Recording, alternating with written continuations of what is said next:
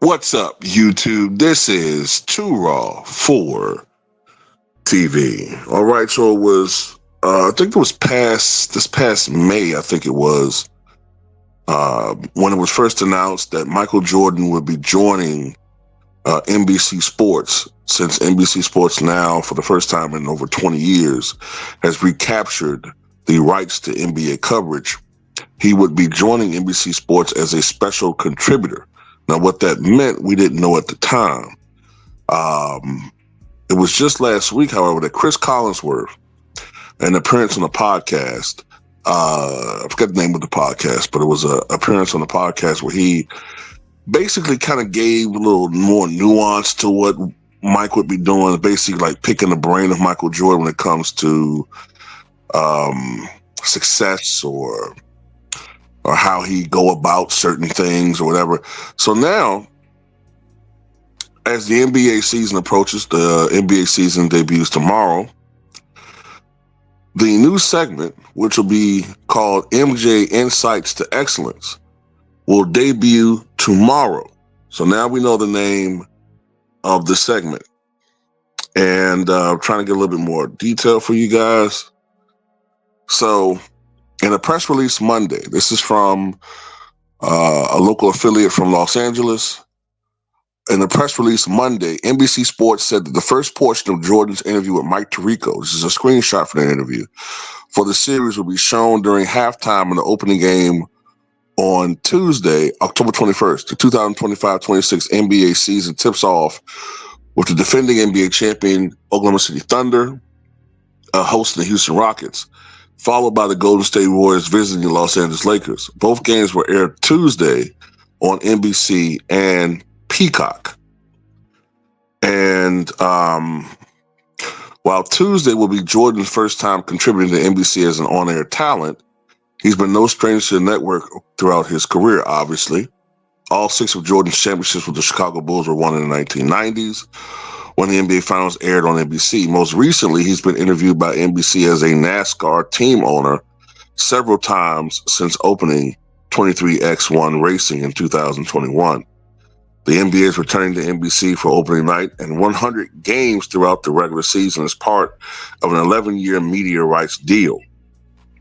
The network will have 2 primetime windows during the week, Tuesdays and a Peacock exclusive doubleheader on Mondays, Sunday night basketball after football season ends, and playoff games. So now we have more detail about Michael Jordan's role in this particular series. And I think, like I said before, I'm just going to say something here, right? And maybe I'm giving, maybe I'm being a little bit too, maybe I was going to say maybe I'm being a little bit too braggadocious here, and it's not in my nature. But I think a lot of this, Michael Jordan being a contributor, the NBA coming back to NBC, a lot of this, of course, is just good business. But I can't help but think that the executives, those who are looking at social media, they look at what trends and what is still buzzworthy. I think they notice that the audience that grew up watching basketball in the 90s, and in the 80s too, don't get me wrong, CBS too, but especially the Michael Jordan era, they know that we're very passionate about basketball. We're very passionate about our history and what we watched and what we witnessed. And nothing riles us up more than disrespect of what we saw. Um, Me personally, I will never disrespect anything that came before my era. Um, Now, y'all guys know how I feel about Wilt Chamberlain.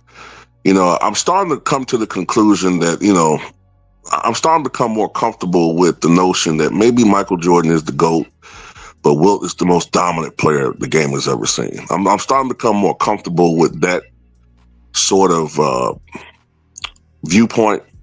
For a long time, I felt Wilt was the GOAT. But no more I think about it, I do notice that Michael's playoff career is just so otherworldly. It's hard for me to kind of make arguments against that. So I've kind of come to the conclusion that Michael Jordan is the GOAT and Wilt Chamberlain is a close number two, or at least number two. I still think Wilt's greater than Abdul-Jabbar. If Wilt played with Oscar Robertson and Magic Johnson and James Worthy and some of the all-time greats in their primes, considering that when Wilt's teams went against Russell's teams in all those game sevens, and the difference was only 9 points in those 7 games, people like to make it seem like Wilt was getting blown out by Bill Russell, and that was the case. Even though Wilt had generally generally inferior teams compared to Boston, the greatness of Wilt Chamberlain, his dominance was making those games close. The difference was, and I've always maintained this, if you really look into the history of those games, the difference was the backcourt. The difference was that the Boston Celtics had the more versatile and more talented backcourts compared to Wilt Chamberlain's teams. And that often was the case. Whereas when Boston would go up against the Lakers, you have Jerry West, you had Rudy LaRusso, you had Elgin Baylor. But the problem with the Lakers, I know I'm kind of getting off track here, but I'm just talking a little bit of history here. One of the problems when the Celtics went up against the Lakers before Wilt is that the Lakers centers were often, lower caliber. So Bill Russell was able to go off on those guys and be the difference maker. That's why in a lot of those series when the Lakers were playing the Celtics, Bill Russell was the MVP.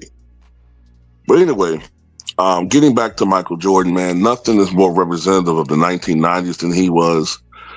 He was the greatest athlete of that decade, in my opinion. And you had some great athletes: Ken Griffey Jr., Barry Bonds, um, Bo Jackson, Deion Sanders, obviously come to mind, Roy Jones. But Michael Jordan, what he did, coming back and winning a three-peat is one of the great feats. Because I remember when Michael Jordan failed against the Orlando Magic in '95, a lot of people, when I say a lot of people, I mean a lot of people thought he was washed up. Or at the very least, he wasn't the same guy, and he wouldn't win another championship. So him coming back and winning that championship was legendary.